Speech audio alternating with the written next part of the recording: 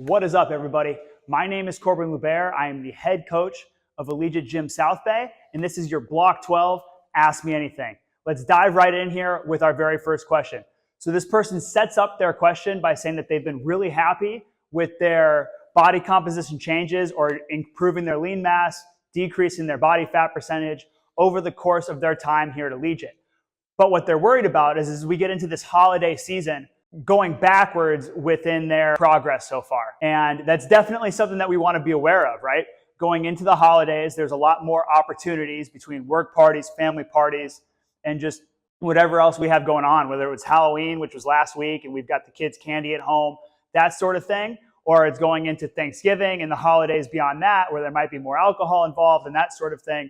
We want to be conscious and create strategies in order to prevent or try to reduce the likelihood that we stall our process or stall our progress or even start to regress a little bit. So first of all, I do think that there is a time and a place for looking to add lean muscle mass. And this holiday season might be a really good time to do that, right? We want to set ourselves up for success in our goals. So if we have made a lot of progress and lost a lot of body fat, lost some weight, and trimmed down a little bit, this might be a good 2.5 month period where we can start to add some lean muscle mass and lean into those opportunities to eat a little bit more. We want to create strategies where we can be successful.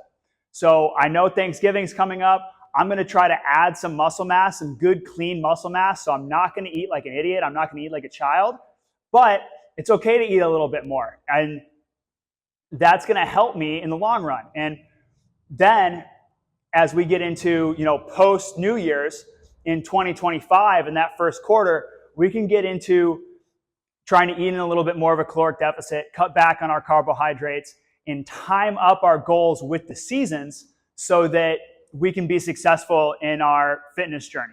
Now, if that's not something you want to do, or say that you have really improved your body composition over the last year or the last 6 months, but you're looking to continue that trend or at least hold where you're at over this holiday season, there are definitely some good strategies that we can use in order to maintain where we currently are. And this is nothing that we haven't already talked about on this Ask Me Anything. So the first thing I'm going to say is get your body weight in grams of protein every day. So if I weigh 190, 200 pounds, the number one thing I'm going to focus on is getting my protein, which is going to be 190 to 200 grams every day. And what that's going to do is it's going to make me full earlier in my day, earlier in my meal, and it's going to help prevent me from overeating on that other stuff, as well as maintain my current muscle mass, maybe even improve upon the muscle mass I already have on my frame. The next thing I'm going to do is get half my body weight in ounces of water every day. What's that going to do? Again, it's going to keep me fuller longer, right? It's going to help me prevent myself from overeating at these holiday parties that we have coming up or these family gatherings that we have coming up.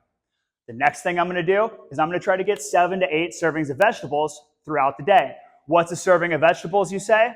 Probably right around a fist-sized portion of vegetables is going to be 1 serving. I'm going to front load that earlier in the day if I can. So I'm getting my 7 or 8 servings of vegetables throughout the day with hopefully 4 or 5, maybe even 6 of those coming in earlier in the day. Why is that important? You guessed it, keeps you fuller longer, helps you prevent you from overeating in those later meals. So those are 3 really good strategies to keep you from overeating or to keep you kind of where you're at going through this holiday season. Another strategy would be maintaining your frequency of workouts. And this is something we see at Allegiant every single year.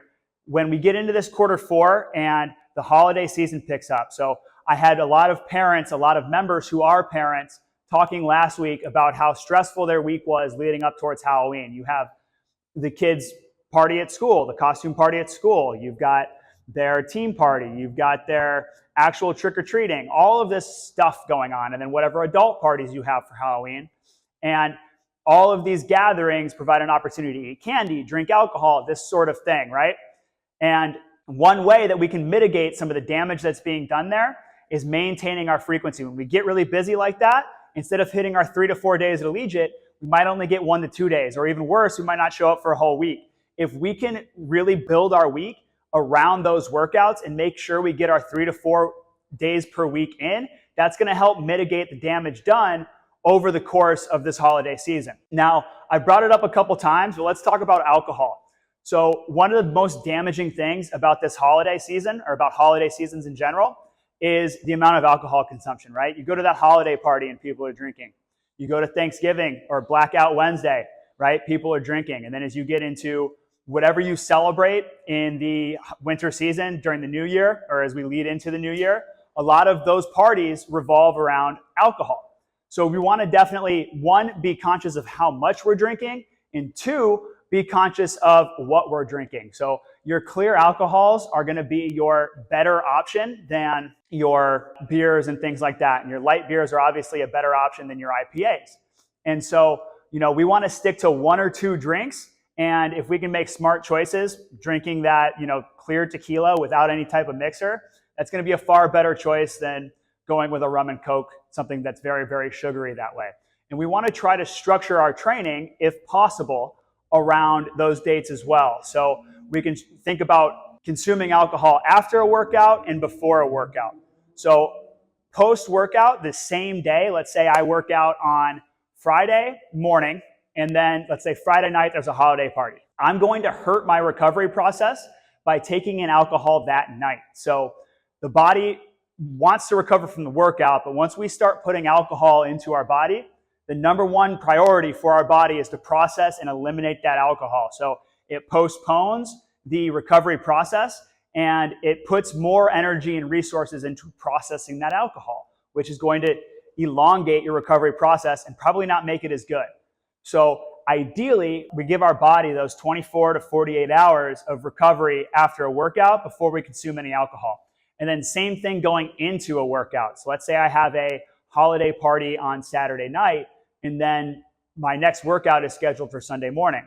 Well, there's a good chance, number one, I decide that workout's not a good idea and I late cancel and get charged a $10 fee. Or I show up, I'm hungover, it's not a very effective workout. My body is still processing that alcohol and trying to get it out of my system. And we are giving it another stimulus that it needs to process. And then now we are in that overreaching, overtraining, just overworking ourselves stage, and we end up sick. And we might have been able to get away with that if we were athletes in college and we had practice and weights and a game when we were 20, 21, 22 years old. But now that we are in our 30s and 40s, our body doesn't keep up with that quite as well. So in an ideal world, if I train Monday, Wednesday, Friday, my drinking day would be Saturday. And that doesn't mean I get to go crazy, but 1 or 2 drinks after I've had 24 hours to recover from my Friday workout and I've got 24 hours to recover from drinking before that next Monday workout, that might be a really good strategy for us. And if we need to shift that around some of these holiday parties, that might be a really good idea as well. But we need to consider the excess amount of calories we're getting from alcohol as well as food. So the last thing I will leave you with is eating until you're 80% full. So holiday parties and gatherings with the family, usually structured around alcohol, which we already talked about, and good holiday meals. And what we tend to probably do is go back for seconds. We want to focus on eating until we're 80% full. So we are full, we're no longer hungry, and we're stuffed. Part of this is mindful eating. So we want to chew our food, take our time while we're eating so that the body can tell us, and we're listening to the body, listening to our bodies to feel for when we're full so that we don't overeat until we're stuffed. And then we're stuck on, Thursday of Thanksgiving on the couch, watching football in a food comatose. And the next question is, what is the 6-week challenge that we're getting ads for on Instagram? So the 6-week challenge that you're seeing on Instagram is for new or former members. And it's basically they pay for 6 weeks of training and nutrition consults up front. So it's a higher price point in the beginning. And they're going to pay an accountability fee as well. So every single week during the course of that 6 weeks, they have to get 4 training sessions in and 1 nutrition blueprint or 1 nutrition consult in. And at the end of those 6 weeks, hopefully they're closer to their goal. Hopefully they've built up some really good habits to get into Allegiate 3 or 4 times a week. And if they've done that over the course of their 6 weeks and they want to stay on as members of Allegiate, we will apply that accountability fee to their next 6 months of membership at Allegiate. And so it's 1 fee up front plus an accountability fee. and that accountability fee is refundable via the price of their membership being applied over the course of the next 6 months. If you're a current member, but this is something you might be interested in, it's actually a better deal for you to just sign up for the Nutrition Blueprint. One, people signing up for the 6-week training camp only get 6 blueprints, where the blueprint program is actually built around an 8-week program. So you get all 8 weeks. Essentially, if you don't know, blueprint is 8 30-minute consults where you're going to come in, you're going to go over body weight, body comp, and then whatever that module is for that week. You get access to these videos in this blog that's going to essentially take you through a course on, or a blueprint on how to reach your goal, whether that's gain weight, lose weight, maintain your weight. And when I say gain weight, I mean add muscle mass, right? And when I say lose weight, I mean improve our body composition by decreasing our body fat. Over the course of those 8 weeks, you're going to learn how to eat and apply those things to whatever your goal is, so that hopefully at the end of those 8 weeks, you're closer to your goal. And then once you hit your goal and your goals change, you don't need us anymore. You might need a little refresher here and there. We have lots of resources on YouTube for that, but also you're going to have those resources in front of you, and you can apply those and take those towards your next goal as well. So if that's something you want to look at improving, go ahead and ask your coach or ask your front desk staff about Nutrition Blueprint. We also do one-off nutrition consults. It's less of a module or a course. You're still going to get your body fat measured. You're still going to get your body weight measured, but then it's going to be kind of a question answer with the coach to kind of figure out where they can help you the most. All right, everybody, that is it for Block 12. We appreciate the 2 of you who submitted questions, and we'll be back for Block 13, Ask Me Anything, the last one of the year.